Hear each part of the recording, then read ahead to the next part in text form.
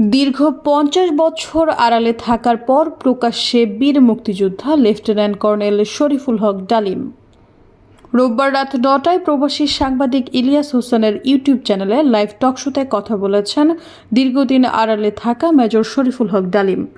বিশেষ লাইভে যুক্ত আছেন বীর মুক্তিযোদ্ধা মেজর ডালিম শিরোনামে লাইভে যুক্ত হন সাবেক এই সামরিক কর্মকর্তা। এ সময় তিনি সাংবাদিক ইলিয়াসের টকশোতে বাংলাদেশের ইতিহাস ও নিজের বিভিন্ন অভিজ্ঞতা নিয়ে বিস্ফোরক মন্তব্য করেছেন। তিনি শেখ মুজিবুর রহমানকে সপরিবারে খুনে জড়িত থাকার অভিযোগে অভিযুক্ত।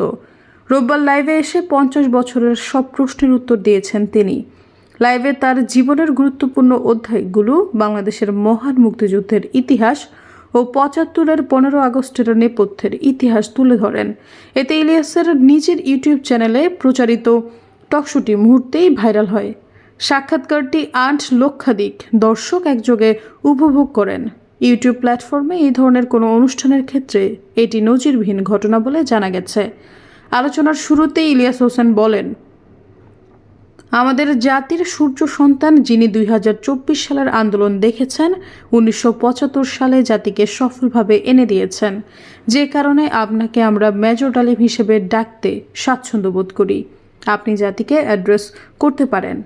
সৈয়দা ফারিয়া, সমযোগ।